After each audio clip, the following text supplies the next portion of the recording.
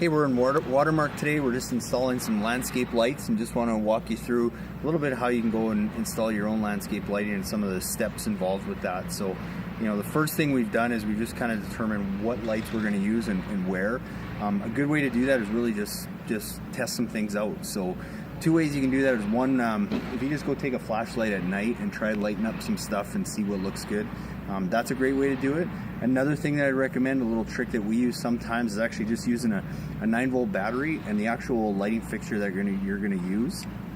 If you've bought a good one, you should be able to run this off a 9-volt battery just by attaching the two wires to the terminals on the battery, and then you can actually go around and you can light up some stuff and see what looks best. So good trick. That'd probably be the first step, so you can kind of see what's going to look best on your property. Really cool trick, really easy, that we use all the time. Okay, so now that we've played around, we've kind of seen what's going to look good on this property. We've selected our fixtures, and now we're going to go and kind of place them where we want. So on this project, we're going to use 3 different types of lights. We're going to use a wash light that we're going to use to highlight the front entrance and the peak of this house. We're going to use a very common bullet light or uplight or spotlight, whatever you want to call it, and we're going to highlight some evergreen trees. We're going to take it kind of to the next level. We're going to add an extra degree here, and we're actually going to put a green filter on this lens, so it's going to make the evergreen tree just stand out that much more and look that much greener.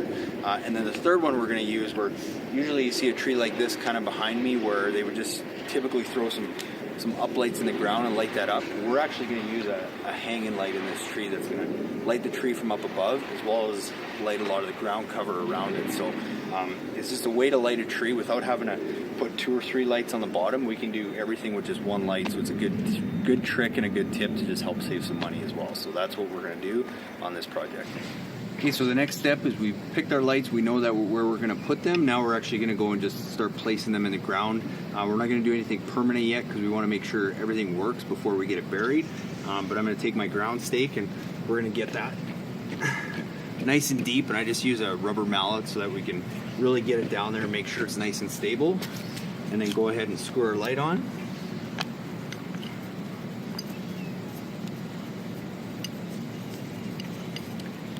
And then lastly, just kind of adjust our light so we can get it close to where we want it.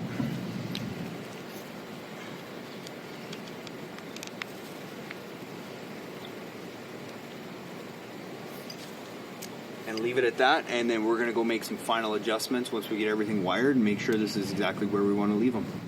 So once we've got all our fixtures placed, the next step is generally we're just going to go and run all our wires. So we're not going to bury anything again, but just take our wire, leave a loop at every lighting fixture, just so you can leave a little extra room. So in case we need to move that light, we've got a little bit of play to do that with.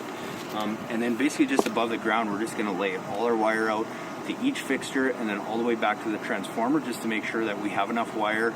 Again, leaving a loop at every single light, so we have a little bit of give. And then from there, we're going to go and we're going to wire everything up and just make sure everything works.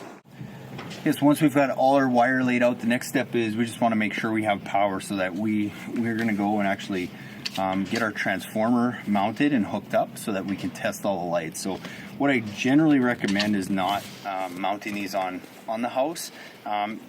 Just for the sake, it's just that much easier. If you just go buy a nice 4x4 cedar post, and we usually put a nice iron cap on it so it looks good, and then you can just go and mount it right on there.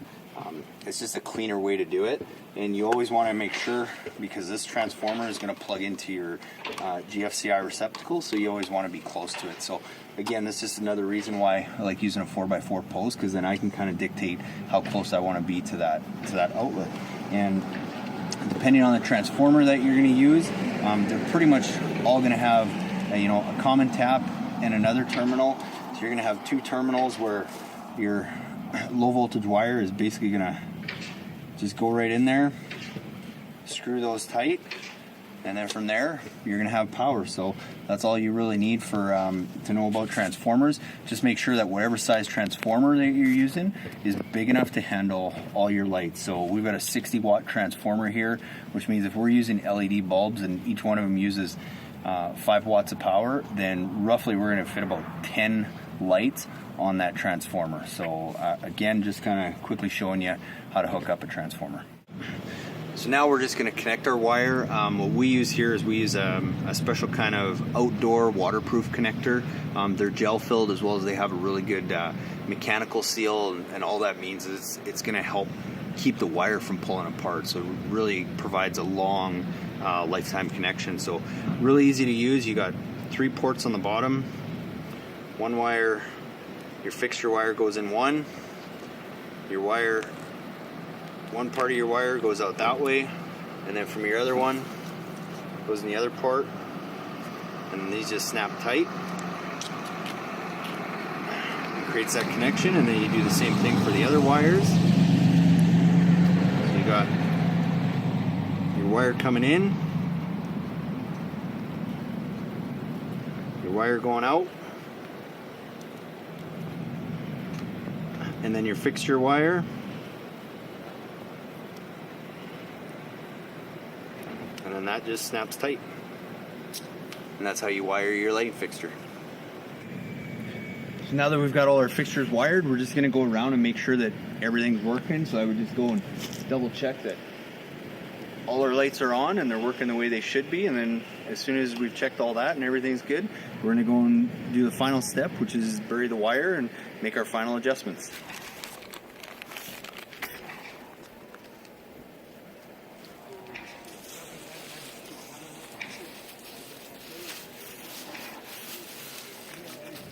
Yeah, so the last step, we've got all our wire buried. Now we're just going to go make our final adjustments and just make sure we've got our lights exactly the way we want them.